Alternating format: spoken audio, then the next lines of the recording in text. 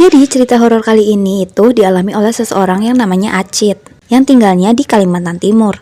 Gimana kejadian itu tuh terjadi di tahun 2014 ya, walaupun udah tahun 2014, tapi kondisi rumah tempat tinggal si Acit ini masih dikelilingi hutan-hutan jauh dari perkotaan. Bahkan jarak satu rumah dengan rumah yang lainnya itu kayak musuhan gitu loh guys, jauh banget.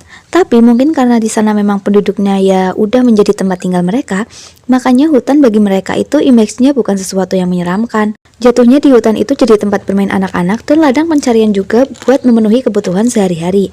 Bahkan di beberapa titik, warga sengaja tuh ngebangun pondok di tengah-tengah hutan biar bisa menjadi tempat istirahat dadakan kalau misalnya lagi kecapean atau tiba-tiba turun hujan. Kalau mau pulang kan kejauhan kan ya guys. Nah, pada tahun 2014 itu warga perempuan di sana tuh lagi banyak yang hamil, tapi banyak juga yang keguguran. Ada juga yang pas lahiran nih ya, ternyata bayinya udah tidak bernyawa. Dari situlah ada gosip-gosip tentang sosok kuyang yang menyebar di lingkungan itu. Karena yang namanya juga ini masih masyarakat pedalaman ya, fenomena adanya banyak bayi-bayi yang gak bernyawa itu pada bertanya-tanya dong, kenapa kayak kebetulan gitu loh, sih ada hal-hal mistis yang terjadi. Mereka percaya begitu, apalagi memang beberapa warga tuh sering bilang kalau mereka ini suka ngeliat semacam sesuatu yang terbang gitu, yang dikira bola api. Tapi waktu dikejar sama beberapa orang, kok makin dilihat ini semakin bukannya api, tapi lebih kayak kepala terbang, gimana ada jeroannya yang menggantung-gantung itu. Ih, serem banget ya. Wah, kalau begitu fix itu kuyang. Nah, makin geger tuh warga di kampungnya. Akhirnya Pak RT ngumpulin anak-anak muda buat pada jaga kampung untuk ronda nih buat nangkap si kuyang. Kalau rame-rame kan nggak serem-serem amat ya. Soalnya kasihan kan, di situ lagi banyak ibu-ibu yang hamil. Ya udah, akhirnya ronda rutin pun dilakukan. Malam itu tuh ada 8 orang pemuda yang berjaga. Mereka mulai muter tuh keliling kampung dan nggak ngeliat apa-apa yang mencurigakan tuh awalnya. Makanya abis kelar keliling mereka istirahat tuh di pondok di tengah hutan. Nah, seperti halnya ronda malam, saat itu ada yang ngobrol-ngobrol, ada yang minum-minum kopi, nyanyi-nyanyi, dan ada juga yang diam aja tuh nahan ngantuk. Tapi pemuda yang lagi diam itu tuh tahu-tahu teriak kayak gini, kayak ngeliat sesuatu, apaan tuh? Nah, karena dengar itu, yang lain langsung pada ambil ancang-ancang dong. Beneran tuh, kelihatannya ada orang kayak berdiri nyender gitu di pohon. Nah, dari jauh aja, ini kulitnya udah kayak kelihatan tuh pucet banget putih. Akhirnya mereka deketin kan itu ya, dari bawah sampai atas, badan itu kulitnya pucet banget dan kayak keriput, kayak kulit nenek-nenek. Tapi pas dilihat ke atas, gak ada kepalanya guys. Walaupun mereka dari awalnya kan berani ya mau nangkap setan tuh misinya, tapi tahu-tahu ngeliat ada badan manusia nih tapi nggak ada kepalanya, kan jadi agak ngeri ya. Sambil setengah gemeteran mereka ini mencoba kayak memegang itu badan, penasaran kan kayak masih hidup nggak nih. Tapi mereka mulai mikir nih, ada badannya kepalanya enggak, wah pas ini kuyang, kepalanya lagi terbang kali kemana gitu kan nyari mangsa. Nah, gilanya nih ada satu pemuda yang nekat, yang memang paling berani.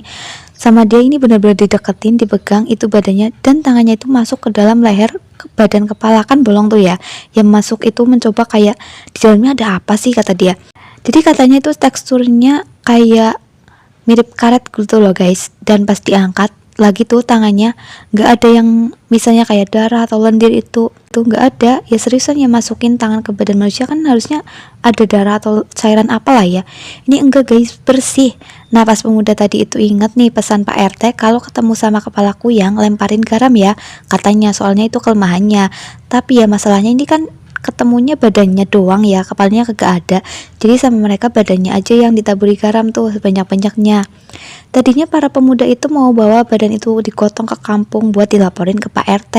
Tapi pas mau coba diangkat, badannya tuh kayak patung, berat banget guys, nempel ke tanah gitu. Nggak ada satupun orang yang kuat. Makanya akhirnya mereka ini berlari ke kampung buat lapor ke Pak RT. Pada heboh tuh warga di sana, sampai-sampai banyak nih orang-orang lain akhirnya ikut kembali ke hutan buat rame-rame melihat siapa nih kuyangnya begitu.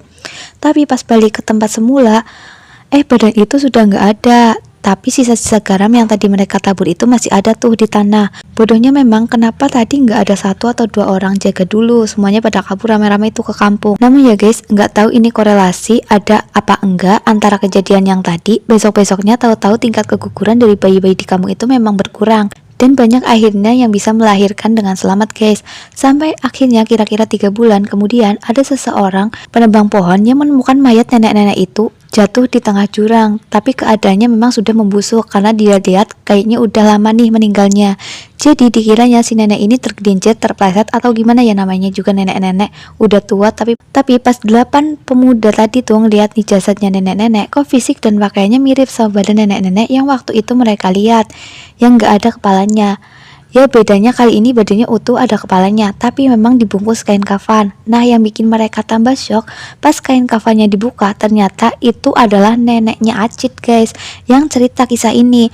Pas tahu neneknya meninggal, dia shock dong, karena memang 3 bulan sebelumnya neneknya itu dikatakan hilang, lagi dicari tuh sama keluarganya. Kemana si nenek? Tahu-tahu ditemuin di jurang.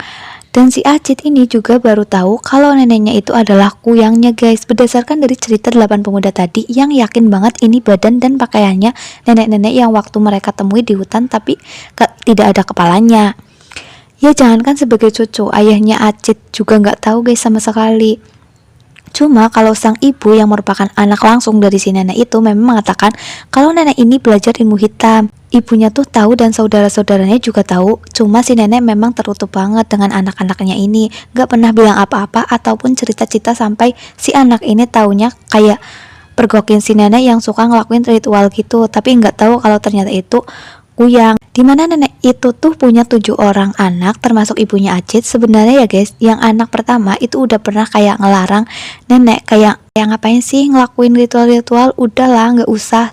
Cuma ya namanya kayak ngelarang orang tua tapi orang tuanya keras, ya susah ya. Dan ibunya aja itu sama kagetnya kok saat mengetahui orang tuanya sendiri si nenek ini adalah kuyang. Si ibu tuh nggak tahu sama sekali dan nggak percaya karena sampai neneknya meninggal dia nggak ngelihat sendiri ya ibunya itu benar berubah jadi kuyang. Semuanya hanya berdasarkan cerita dari ke-8 pemuda tadi.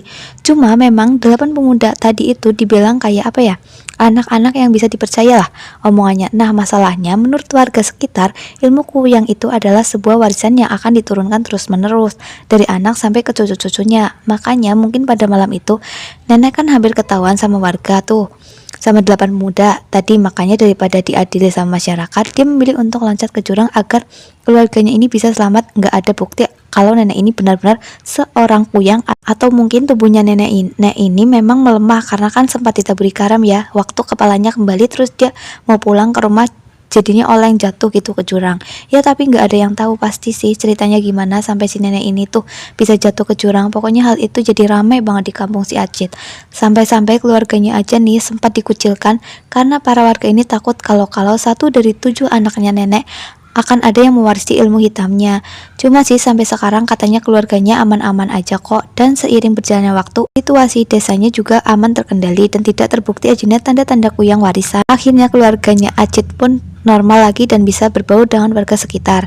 Nah itu cerita horor dari si Acit. Jangan lupa like video ini dan komen di bawah mungkin tentang cerita horor kalian, dan jangan lupa subscribe bagi yang belum subscribe.